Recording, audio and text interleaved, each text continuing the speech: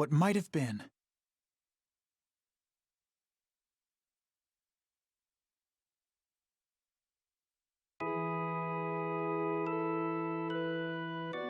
So this is Selphia. Now then, I'd best head to the castle. My name is Arthur. Word arrived at the capital requesting an overseer for a certain castle. I was sent. Must the prince himself go? Some voiced this concern, but I would much rather keep such an entertaining duty for myself. Lady Ventuswill herself resides here. Something amusing is sure to happen. Selphia is not ruled by the king, but by the benevolent dragon Ventuswill. Because of that, its relationship with the royal family has been somewhat complicated. The castle gate is certainly impressive. Many of the castle's features are quite sizable, in fact. Perhaps to allow Lady Ventuswill easy passage? In that case, carts should also find it easy to pass through the doors. Very handy. While pondering this, I walked in and was greeted by an elderly butler. Ah, I presume you are the Lord Prince Lady Ventuswill spoke of? He called himself Volcanon. That I am, sir. I requested an audience with Lady Ventuswill and inquired about the state of the castle's affairs. The lady was as kind and gracious as the rumors had said, and even more dignified. The light shining through the ceiling above gave her a radiant, divine even, beauty. I see.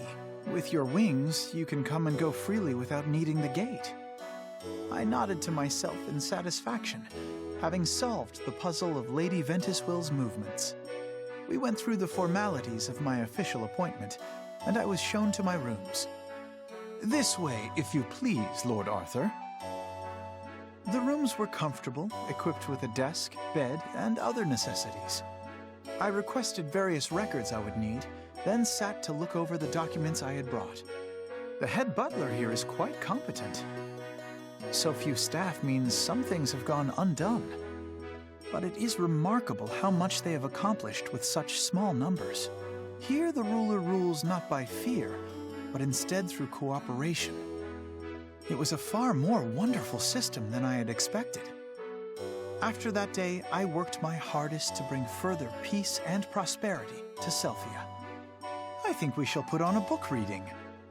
I sponsored town events and assigned a patrol to the night to keep monsters clear. Little by little, Selphia prospered. If possible, I'd like to hold larger, more profitable events such as festivals and the like. But being decreed by the Prince of Norad turns them into such formal affairs. Both the staff and Lady Ventuswill praised my skill, but I wish I could conduct business more freely, not as the prince, but as myself. At this rate, though the scenery may be changed, life is much as it was back at the capital. I suppose it is nice not to be subjected to the politics of the kingdom all day, though. With that wish ever in the back of my mind, time passed, each day much like the one before, year after year after year.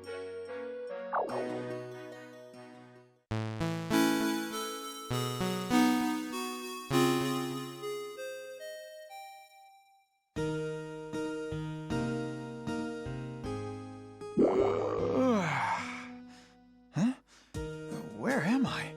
Wasn't I in the middle of something? Something tedious, and my mind was still fuzzy, but I forced myself to take stock of the situation. It seemed I had fallen asleep without realizing it. Slowly, I looked around. There was a person very close to me, singing softly. Hearing those gentle words filled me with a curious nostalgia.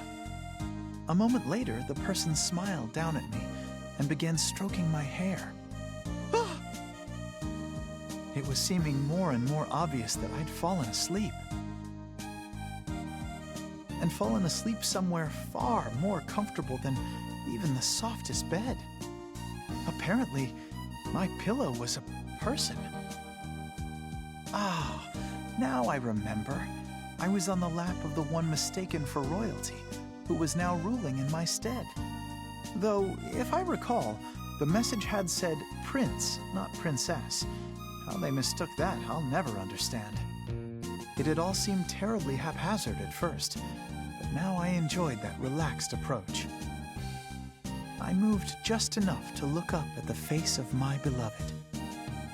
Realizing I was awake, she startled and exclaimed, "It's not what you think! You were moaning in your sleep," she continued, her face a bright cherry red. "I didn't do anything." The way she told it, I'd been so loud she'd heard me from out in the hall. I see. That must have been the dream. I was dreaming. "What kind of dream?" she asked. "Of a future," I told her. "One that could have easily come to pass." "Ah," she said, and tenderly took my hand in hers. Goodness, what she does without thinking. With that simple act, all my worries faded like the dream. "You are incredible." She looked at me in confusion.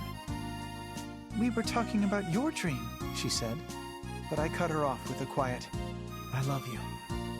She pursed her lips into a pout, complaining that I was trying to distract her.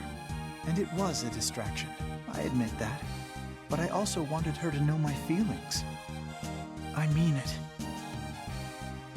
I can no longer even conceive of a world without you in it. And with that, I laid my head back down upon her lap. Might I stay this way? Just a little longer? She huffed, but did not make me move. Ah, my beloved, expressing the depths of my feelings for you may be more tricky than any political deal.